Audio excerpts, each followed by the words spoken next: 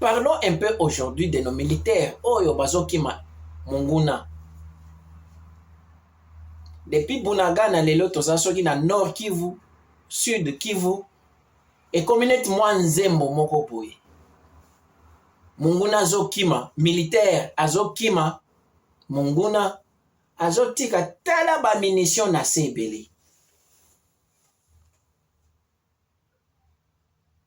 Nous avons l'espoir que cette guerre injustement posée à la République démocratique du Congo, nous allons la vaincre. La diplomatie, nous voyons des résultats qui commencent à tomber petit à petit. Nous voyons la communauté internationale qui s'élève, qui condamne fermement les Rwandais, qui condamne les M23. Peut-être que demain, ça portera des fruits. Mais maintenant, nos phares d'essai, et qui sont sur le champ de bataille, les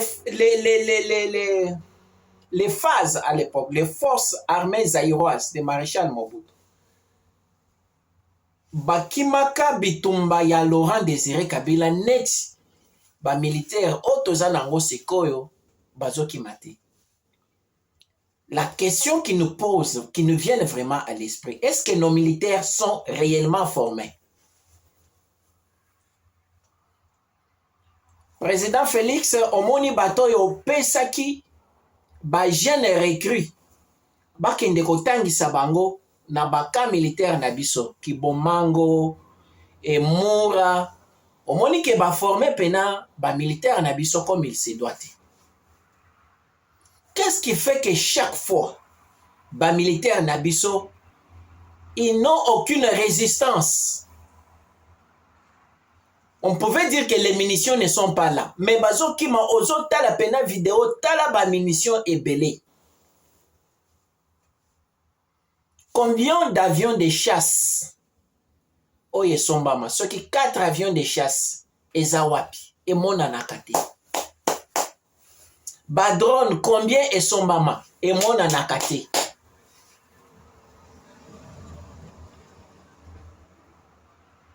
Est-ce que, Monsieur le Président, avez-vous un conseiller en matière stratégique de combat? To chargé stratégique nayo azape traître. Parce que tout ça mon stratégie à ta mon côté, ba militaire depuis ba banda ko se filmer bazo poster ba vidéo, ndenge bazo kima.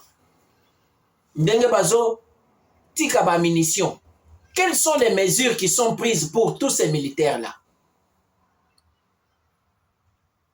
Les commandants, oh bazo sapé autorité, bazo sapé communication.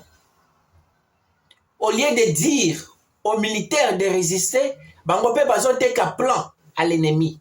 Quelles sont les sanctions qui sont prises? Et pourquoi les mêmes personnes continuent toujours sur les champs de bataille? Il serait mieux, parce que jusqu'à présent, nous avons l'information que des Ouazalendo qui se battent sur le terrain. Les phares d'essai ne se font pas entendre. Il serait mieux de prendre toutes les munitions de guerre données aux Ouazalendo. Leur donner une grande somme d'argent. Pas défendre l'intérêt en Boka. C'est comme si on n'a pas l'armée. C'est comme si on n'a pas l'armée. L'armée n'existe pas. Totikala comment les biloko ya boyete. L'armée n'existe pas, ça on doit se le dire. Kokima ya boye eleki. Et les militaires, et les commandants, et les colonels, tous bazokima. Il y a de quoi destituer cette armée. Tous les regrets wana kotinda bangota mosus na Israël. Bakinde otanga na Israël.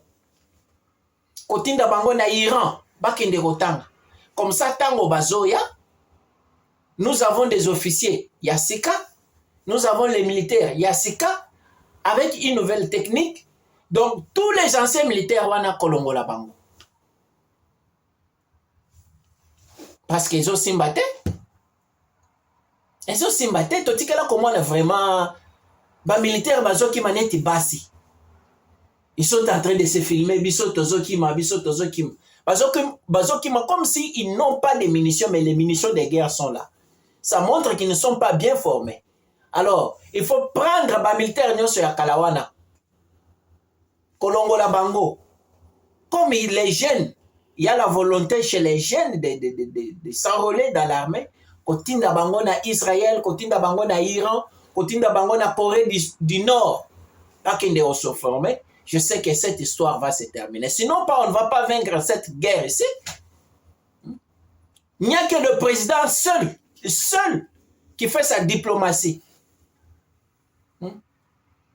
Les autres ici, tozoyoka bangote, Basama Lokonde, tozoyoka bangote. Président ya Sénat Mobimba, totikala jamais koyoka keno, na Sénat ba convoquer des séances sur la sécurité du pays. Et là, comme côté. Sama Lokonde oyoka kaka, ceux qui a siégé na Sénat, c'est sur des commissions économiques. Mais nous sommes en temps de guerre. Président Kamere kuna na parlement, otikala jamais koyoka te, non, séance spéciale, parlons de la guerre. Qu'est-ce qu'il faut faire? Monter des stratégies. Et là, comme côté. Voici Batou Oyo, président Félix Ozanabako.